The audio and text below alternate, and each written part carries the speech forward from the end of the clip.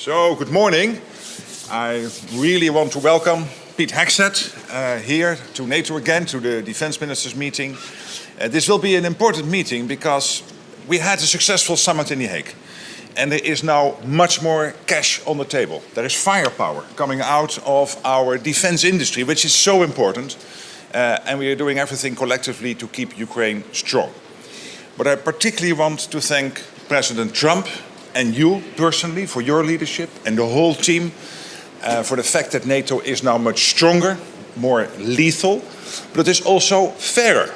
Because we know that since President Eisenhower there was this constant irritant that yes, NATO was there, the US was committed, but also had a clear expectation that EU allies and Canada would step up. And we took that historic decision in The Hague, thanks to your leadership, equalizing defense spending on this side of the pond and in Canada with what the US is spending. And I think that's extremely important. And I also want to thank President Trump and you personally again, and of course the whole American leadership team for the fact that when it comes to Ukraine, you decided to again make sure that they have what they need from the US, paid for by allies, and that program is now running.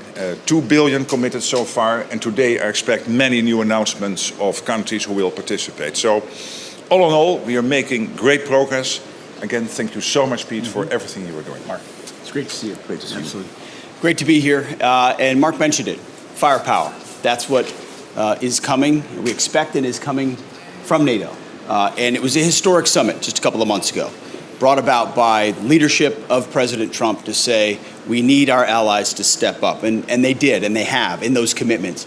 Now those commitments will soon translate into capabilities, which is the most important aspect of it.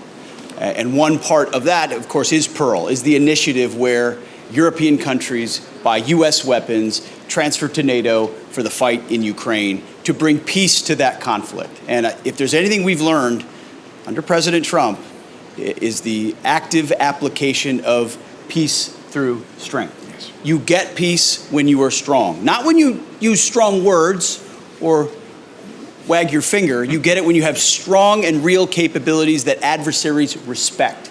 And I believe that's what NATO is doing. I believe that's what the Pearl Initiative is. So our expectation today is that more countries donate even more, that they purchase even more to provide for Ukraine to bring that conflict to a peaceful conclusion.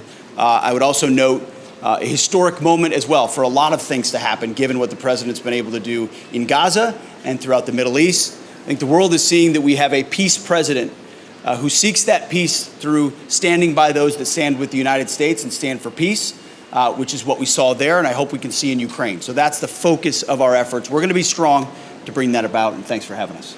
Great. Thank you so much. Thank you so much. See you later today at the Pressers.